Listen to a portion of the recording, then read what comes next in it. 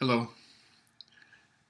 It is Friday, February the 15th, 2013, and this recorded video is for the students in my public administration, BMT 1900, the global marketing, BMK 263, and also the purchasing course, BMT 2650.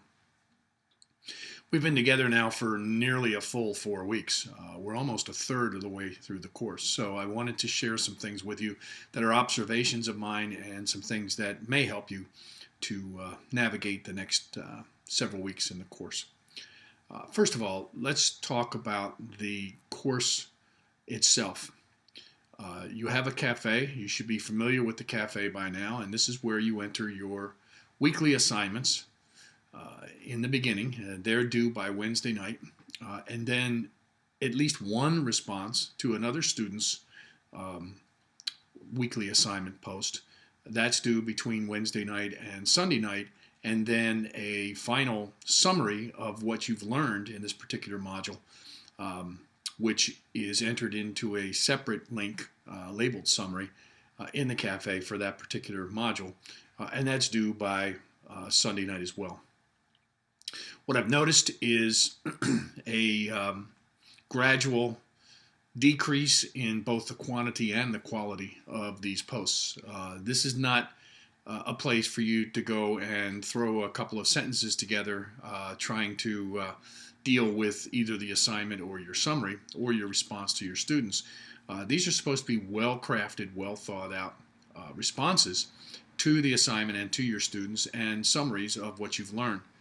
So I'm looking for, as I said in the very beginning and in one of the earlier videos, I'm looking for a solid 500-word plus or minus essay that you've put some work into and that is both original and substantive.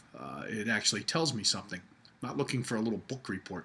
So let's pay a little bit more of attention, maybe a lot more attention, to crafting those documents before you enter them into the cafe.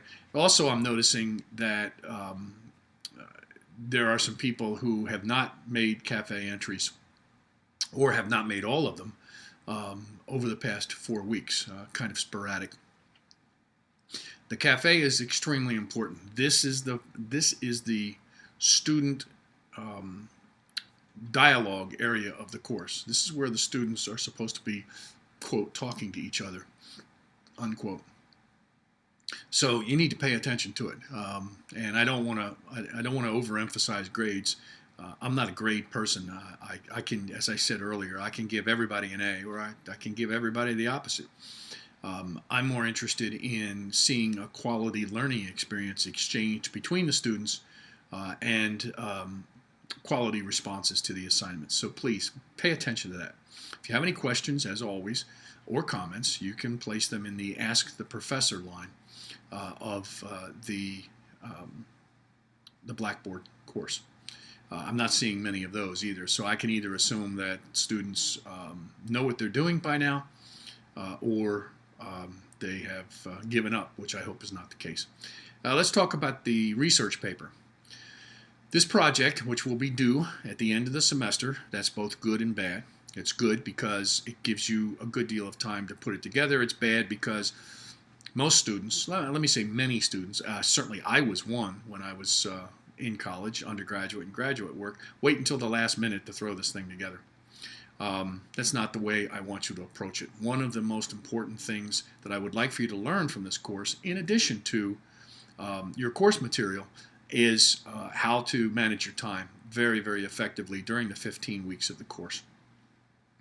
It's a 12-page paper. You have 15 weeks, although it doesn't actually fall out this way as you're creating the paper. That averages out to less than a page a week that you actually would be researching and putting together. And that's very, very reasonable for a lower level undergraduate course, a community college course.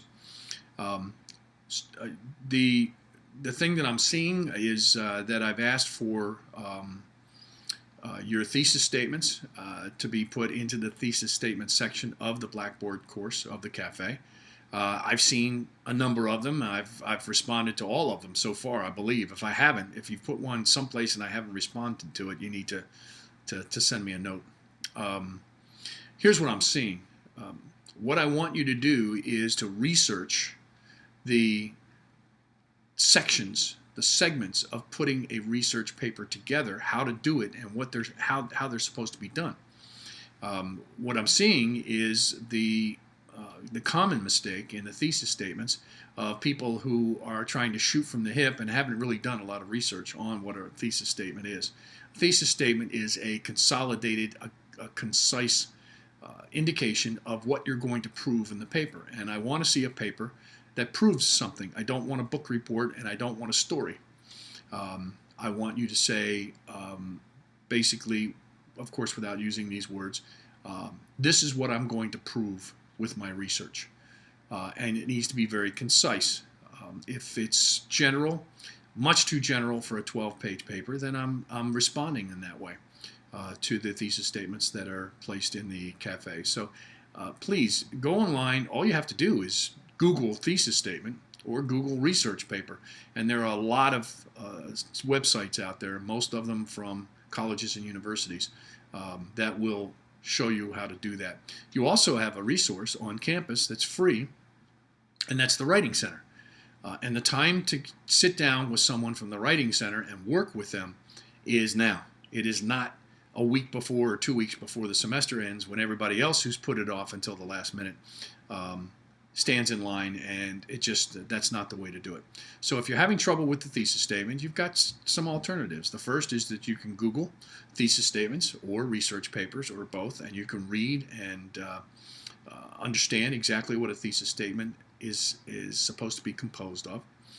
Secondly, you can go to the Writing Center. And thirdly, you can actually talk to another professor that you may have in an English course this semester. So those are a number of options. Now let me also talk about APA. APA format. You have to follow APA format. That's all there is to it. It is required in this paper, not MLA format. And if you don't know what either of those are or the difference, then you need to, again, get back on the internet and do some research. There are a lot of sites out there that will tell you exactly how to set up your APA format for the paper and for the citations. I expect in-text citations, and I expect references, and I expect them to be accurate and in the APA format. It's nowhere near as difficult as it sounds once you get accustomed to it. So please research the APA formatting. One last word on APA and the integrity of the paper. I will be subjecting papers to a plagiarism detection source. It is extremely important that you, if you haven't already, that you get in the habit of making absolutely certain that you understand exactly what plagiarism is. Most students do not, especially at this level. Most students think that if they actually quote the exact words out of a source and then don't cite that source, that's the only plagiarism that they have to be concerned about. That's not true. So you need to go to the internet and, again, research plagiarism, research exactly what it is. The student handbook at Prince George's Community College will describe to you exactly what the components of plagiarism happen to be as well. Plagiarism is serious, and there is no excuse for it. There is no such thing as inadvertent plagiarism. It's just like in the legal system. If you disobey a law and you go to court, you're not going to have much of a defense if you simply say, I didn't know what the law was. So be careful. Don't be scared by what I'm saying. Just use it wisely to research and to get a firm understanding. And I promise you, every single one of you, I assume, will be moving on to higher level courses and to the university and perhaps graduate work. I certainly hope that you do. Now is the time to learn these things.